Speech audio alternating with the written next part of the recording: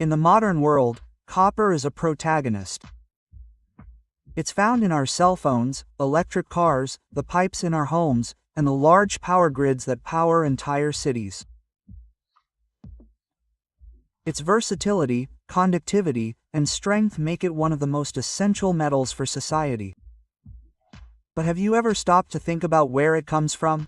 Copper's journey is a story of engineering, geology, and chemistry. A saga that begins deep within the earth and ends in products we use every day. Let's delve into this universe and understand the industrial process that transforms rocks into a valuable metal. Copper is one of the best conductors of heat and electricity. It has exceptional corrosion resistance. It is highly flexible and malleable and can be recycled indefinitely. It is found in the Earth's crust, in the Earth's outermost layer, primarily in sedimentary rocks. Extraction is a complex process involving several steps. The first involves identifying areas with potential for copper ore deposits. This requires geological studies, sample analysis, and prospecting techniques to find locations where copper is present in economically viable concentrations. When a copper mine is discovered, everything is prepared to begin extraction. But before reaching the valuable ore, enormous layers of steric material must be removed. In some areas, the mineral deposit reaches 100 meters deep, requiring the use of colossal machinery and tons of explosives. To extract the copper-bearing rock, a massive drill is used to drill about 130 holes, known as blast holes, at least 16 meters deep, equivalent to the height of a 5-story building.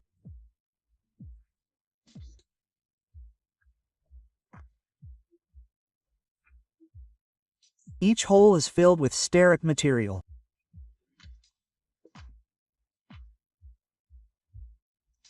From a safe distance, an operator triggers the charges, causing the explosions to be detonated in series. Each detonation is so powerful that it could level an entire building. The time between explosions is approximately 2 milliseconds. This detonation pattern is designed to disrupt as much copper-bearing rock as possible. Thanks to technology and engineered blast patterns, the explosive energy fragments the underground rock, minimizing the dispersion of material and dust. After the blast, the ore is loaded. Giant machines lift the material with their large scoops and deposit it into enormous mining trucks. To obtain 1 ton of copper, nearly 200 tons of ore are extracted. Excavators scoop up the rock, lifting nearly 80 tons at a time. This rock contains less than 5% copper. The trucks are nearly 7 meters tall and have a capacity of up to 400 tons. Because an open-pit mine is so enormous, its operation is managed from a control center located in a tower like those at airports, from where everything happening on the ground can be observed. But how does an ore rock transform into one of the most used metals in the world? Releasing copper from the ore requires different techniques, depending on whether the ore is oxide or sulfide. To process the oxide ore, the rocks are stacked in special leaching areas. The material is deposited on the outskirts of the mine to begin the leaching process. There, they are irrigated with a dilute sulfuric acid solution. Over weeks, this acid slowly seeps through the rock, dissolving the copper. The solution, loaded with copper ions, is collected in tanks and distributed to the processing plant. In a special channel, the copper solution combines with an organic reagent and floats to the surface. Then, an acid solution is added, increasing the copper concentration and making it electrically conductive. The solution is transferred to a series of tanks with thin copper plates called cathodes. An electric current is applied, and copper ions begin to deposit on the plates. In just 10 days, each plate reaches a thickness of 2.5 centimeters. Purity reaches nearly 100%.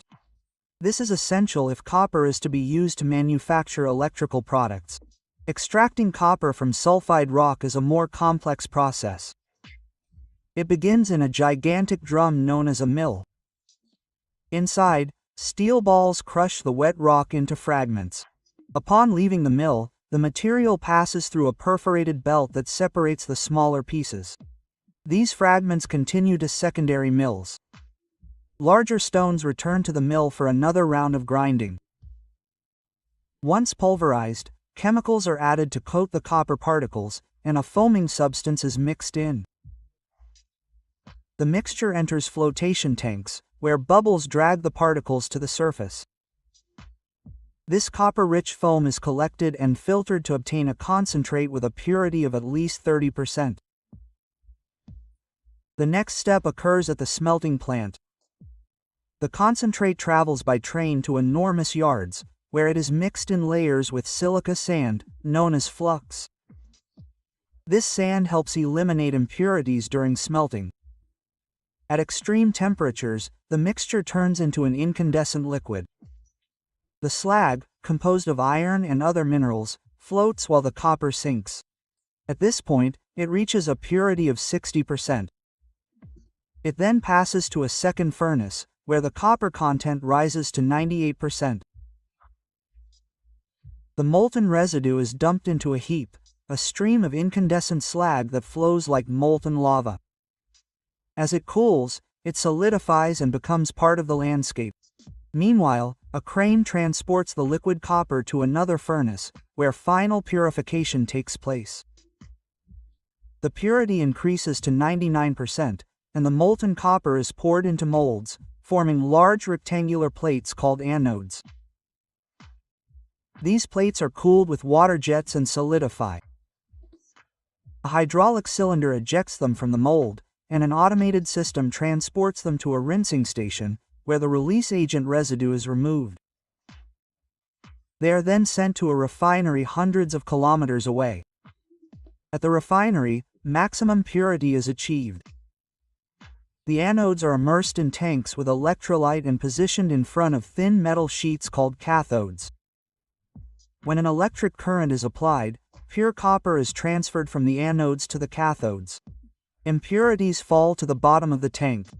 The result is copper with nearly 100% purity, suitable for manufacturing the most demanding cables.